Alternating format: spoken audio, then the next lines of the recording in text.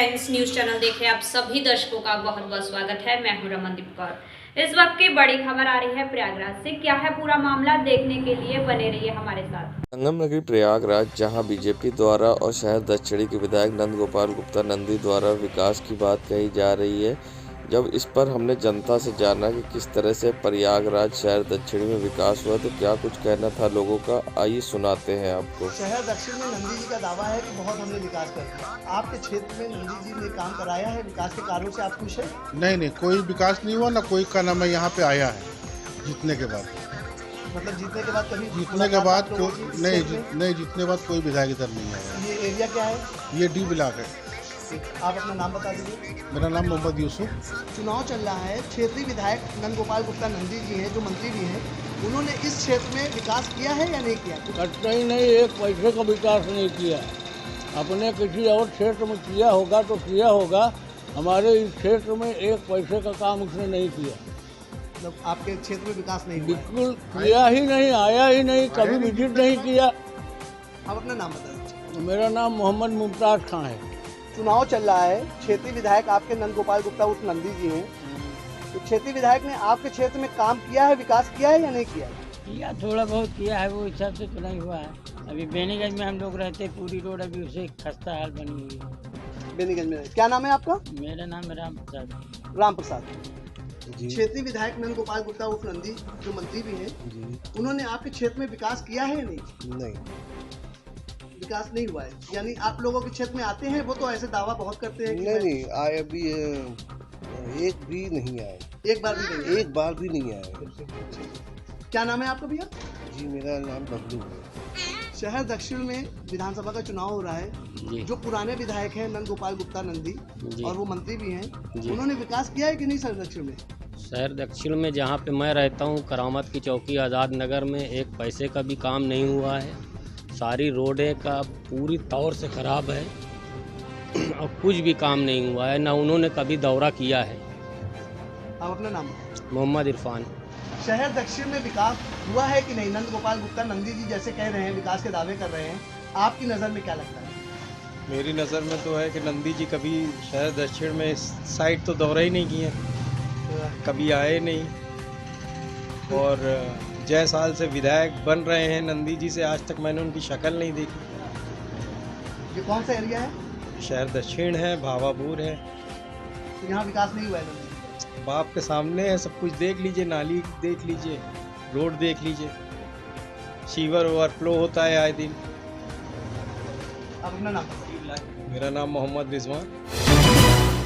थाना शाहगंज इलाके में बट से होमगार्ड के ऊपर हमला करने वाले 2 लोगों को हिरासत में लिया गया, उनसे पूछताछ की जा रही है। एसएसपी प्रयागराज अजय कुमार ने बताया कि पुलिस को सूचना मिली कि एक किशोर बाल अपचारी राजकीय संरक्षण गृह से इलाज के लिए कॉलविन हॉस्पिटल आया था, जहां उसको एक अपराधी ने होमगार्ड को घायल कर छुड़ा ले गया। इसकी सूचना पर एसपी सिटी और सीओ सिटी सभी थाने की फोर्स पहुंची।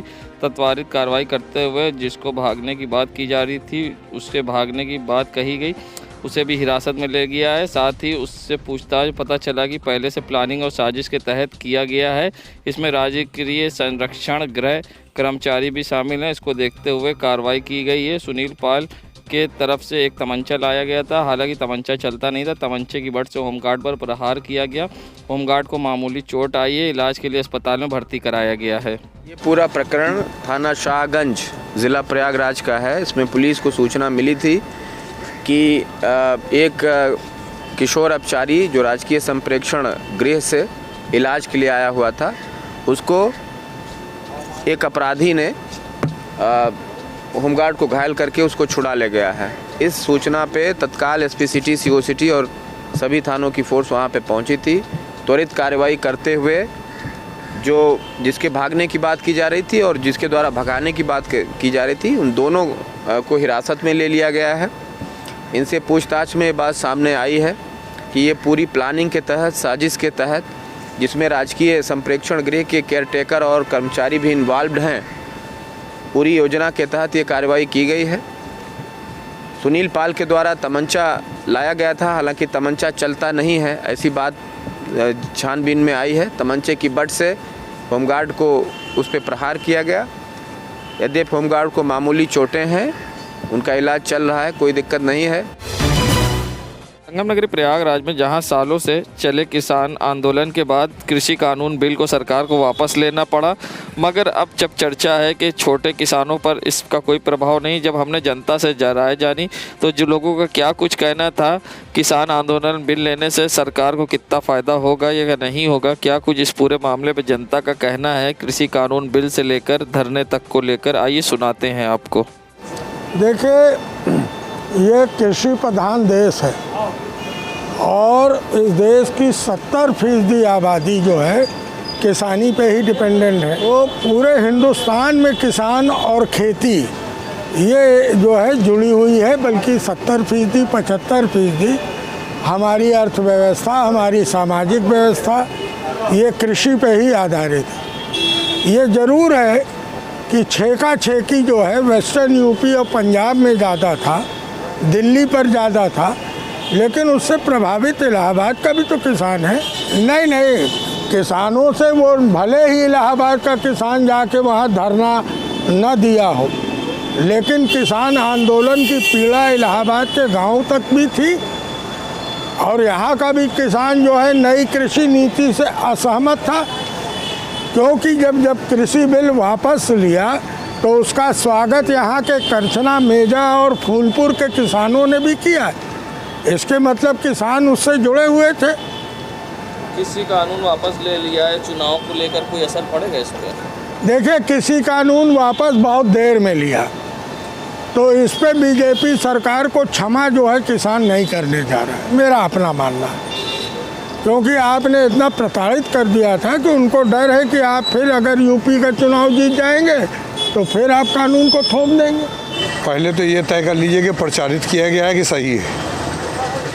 नंबर 1 ये है, किसान आंदोलन से पूरे देश में फ़र्क पड़ा है। पश्चिमी उत्तर प्रदेश नहीं है, बल्कि वो किसान आंदोलन पूरे देश का आंदोलन था और पूरी दुनिया में जितना बड़ा आंदोलन किसान आंदोलन भारत में चला है, इतना बड़ा आंदोलन लोकतांत्रिक तरीके से किसी देश में नहीं चला। नंबर 1, और इसका असर किसान आंदोलन को तो जो अब पड़ेगा वो दिख भी रहा। पश्चिमी उत्तर प्रदेश में चुनाव हो गया है, वहाँ की रिपोर्टिंग आप लोगों के पास है, सब जानकारी आप लोगों का समझ में भी आ रहा है और आपके चेहरे के इंस्पिरेशन से भी लग रहा है कि किसान आंदोलन का क्या हाल रहा है पश्चिमी उत्तर प्रदेश में, हमको बताना भी कम है। क्या बावजूद इसके किसानों को इस आंदोलन से कोई मतलब रहा है कि नहीं, इस पर क्या राय है? छोटे किसान क्या है, जब भी कोई आंदोलन होता है तो एक बहुत छोटा जो निम्न स्तर का, निचले स्तर का, क्लास 4, 5, 6 जो समझ लीजिए, वहाँ के लेबर से लेकर एक बड़े किसान तक एक पूरी चेन है। इस चेन को लेकर जो लॉस होता है, जो नुकसान होता है, उसको अगर आप देख डालिए तो उसे समझ में आ जाता है कि पूरी चेन डिस्टर्ब हुई है। और फिर किसान आंदोलन के साथ साथ देश में और बहुत सी समस्याएं हैं। मामला ये है कि हम उस इशू पर नहीं आ रहे हैं, ना बेरोजगारी पर आ रहे हैं, ना व्यापार पे आ रहे हैं, ना बिजनेस, ना नौकरी पे आ रहे हैं, ना बीमारी पे आ रहे हैं, ना कोरोना पर आ रहे हैं। बहुत से इशू हैं। 3 कृषि कानून जो बनाया गया तो वापस ले लिया, इसका क्या असर पड़ेगा चुनाव? ये तो भारतीय जनता पार्टी को समझ में आ गया होगा।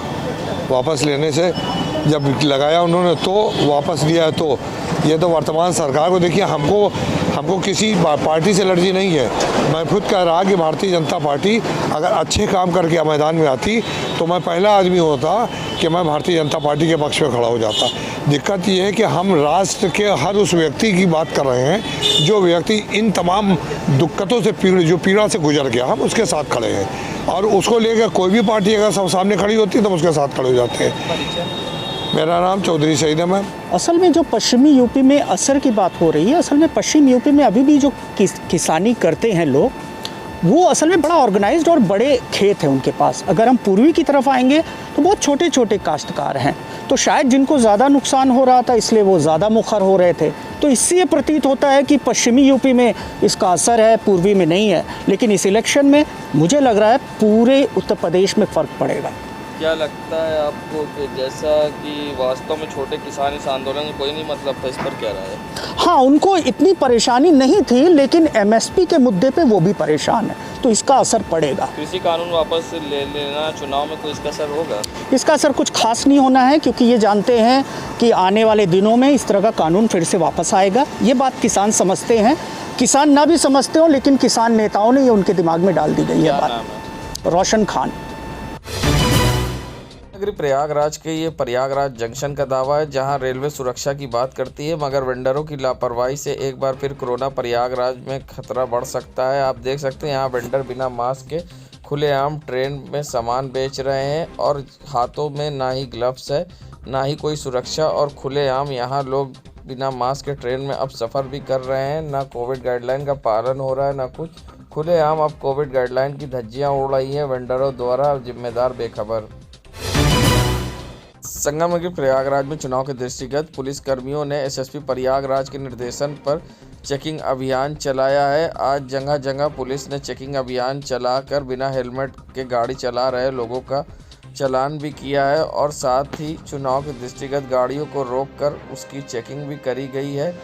आप देख सकते हैं पुलिस यहाँ पर किस तरह से मुस्तैद होकर चेकिंग अभियान चलाया है और चुनाव को देखते हुए गाड़ी रोक के जगह जगह चेकिंग भी की जा रही है।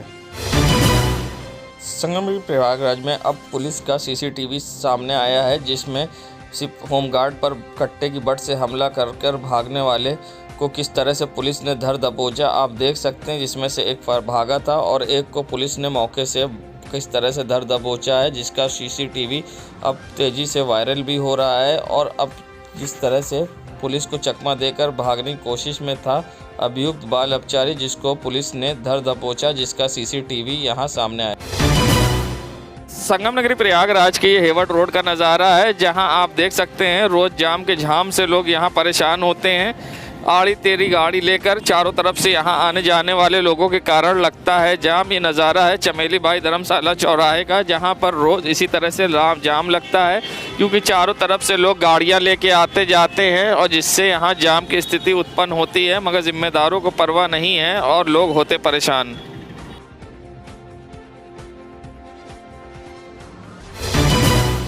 संगम नगरी प्रयागराज के चौफटका स्थित हज़रत अब्दुल्ला शाह की पैदाइश के मौके पर धूमधाम से उर्स मनाया गया, जिसमें देर रात तक मिलाद शरीफ व कव्वाली का सिलसिला चला। आपको बता दें तमाम बाबा के चाहने वाले लोग शहर के कोने कोने से ही उत्तर प्रदेश के कई ज़िले से हर साल आते हैं और बाबा के उर्स में शिरकत करते हैं और सभी अपनी मुराद की दुआ भी बाबा से मांगते हैं। मगर कोरोना वायरस की वजह से इस बार मज़ार कि सज्जादा नसीब मौलाना नूर अहमद ने सभी बाबा के चाहने वालों की तरफ से उनके लिए दुआ मांगी और उन्होंने कहा कि आप लोग अपने अपने घरों पर ही रहकर बाबा से दुआ करें, वे ज़रूर कबूल करेंगे। इस मौके पर कव्वाली का भी सिलसिला चलता। दरगाह के रह सज्जादा नशी हज़रत अल्लाह मौलाना नूर अहमद ने 8 बजे बाबा की मज़ार के गुस्ल व चादर पेशी की रस्म अदा की। मौलाना नूर अहमद ने बताया कि बाबा का किस्सा देश भर में प्रचलित है और वे पूर्व प्रधानमंत्री राजीव गांधी से लेकर कई बड़ी हस्तियां ज़ियारत के लिए आ चुकी हैं और लोगों का ऐसा मानना है कि यहां पर आने के बाद उनकी मन की मुरादें ज़रूर पूरी होती हैं।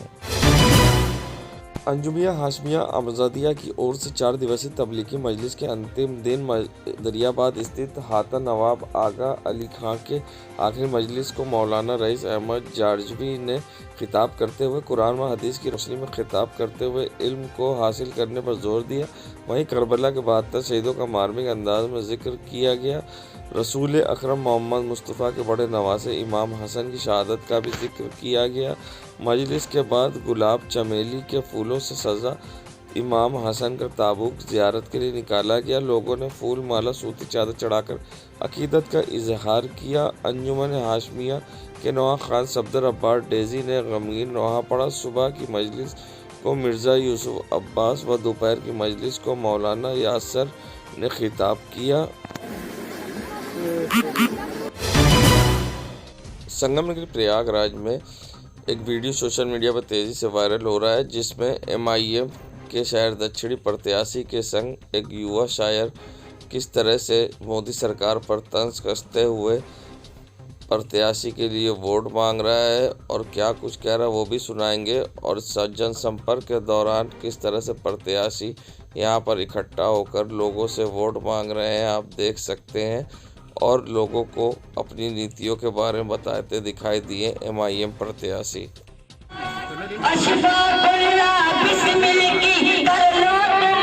कुर्बानियां असद जिंदा